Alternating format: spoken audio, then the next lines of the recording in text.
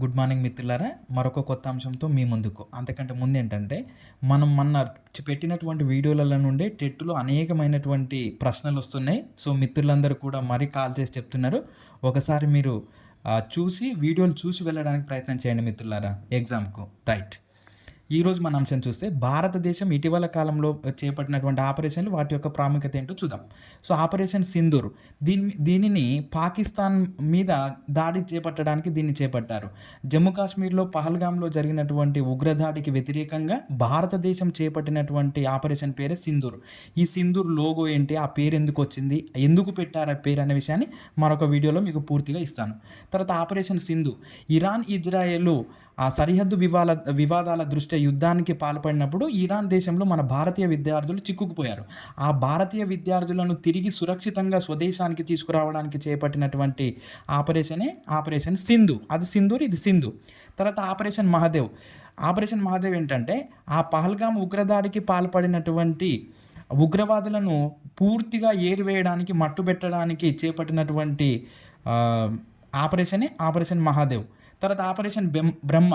Operation బ్రహ్మ ఏంటంటే, ఇటీవల Myanmar తీవ్రమైనటువంటి భూకంపాలకు లోనయ్యి అందులో అక్కడ ఉన్నటువంటి ప్రజానీకం అంతా కూడా తీవ్ర ఇబ్బందులకు లోనయ్యారు. వారికి సహాయం చేయడానికి, ఆ దేశానికి సహాయం చేయడానికి ఆ భారతదేశం చేపట్టినటువంటి ఆపరేషన్ బ్రహ్మ. ఆపరేషన్ సాగర్ బంధు. ఇటీవల మనకు దిత్వా తుఫాన్ వచ్చింది. ఈ దిత్వా తుఫానుకు శ్రీలంక గురై అనేకమైనటువంటి ఇబ్బందులకు గురైంది. దానికి సహాయం చేయడానికి, ఆ దేశానికి సహాయం చేయడానికి చేపట్టినటువంటి ఆపరేషన్ సాగర్ బంధు. తర్వాత ఆపరేషన్ కగార్. ఆపరేషన్ కగార్ ఏంటంటే, ఛత్తీస్గఢ్ మరియు మధ్యప్రదేశ్ రాష్ట్రాలలో ఉన్నటువంటి ఆ నక్సల్స్ని అందరినీ కూడా ఏరివేసి భారతదేశాన్ని జాగ్రత్తగా ఉంచాలి అనేటటువంటి ఉద్దేశంతో భారతదేశం చేపట్టినటువంటి ఆపరేషన్ కగర్. తర్వాత ఆపరేషన్ షీల్డ్. ఆపరేషన్ షీల్డ్ ఏంటి అని అంటే, మన భారతదేశం ఆపరేషన్ సింధూర్ చేపట్టడానికంటే ముందు ఒకవేళ కనుక ఉగ్రవాదులు వచ్చినా వాళ్ళని ఎలా ఎదుర్కోవాలి అని ప్రజలకు అవగాహన కల్పించడం కోసము చేపట్టినటువంటి ఆపరేషన్ షీల్డ్. అంటే పాకిస్తాన్కు సరిహద్దుగా ఉన్నటువంటి, అంటే దగ్గరగా ఉన్నటువంటి రాష్ట్రాలలో దీనిని ప్రజలకు అవగాహన కల్పించడానికి ఈ ఆపరేషన్ షీల్డ్ పేరిట ప్రజలకు అవగాహన కల్పించారు.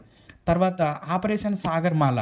తీర ప్రాంతాల అభివృద్ధి. అంటే మన భారతదేశం చుట్టూ ఉన్నటువంటి తీర దేశాలతోటి ఎలాంటి అనుబంధాన్ని పెంపొందించుకోవాలి, ఎలాంటి దౌత్య సంబంధాలను కలిగి ఉండాలనే విషయంతో, ఎలాంటి నౌకలను మనం అభివృద్ధి చేసుకోవాలనేటటువంటి అంశంతో ఆపరేషన్ సాగర్మాల అనే చేపట్టింది ఇండియా. తర్వాత ఆపరేషన్ సుదర్శన చక్ర. ఆపరేషన్ సుదర్శన చక్ర ఏంటి అని అంటే, మన సైనిక వ్యవస్థను, అంటే నావీ వ్యవస్థను, ఆర్మీ వ్యవస్థను కానీ, డ్రోన్లను కానీ సముద్ర తీరాలలో మన సైనిక వ్యవస్థను బలపరుచుకోవడం కోసము భారతదేశం చేపట్టినటువంటి ఆపరేషన్ సుదర్శన చక్ర.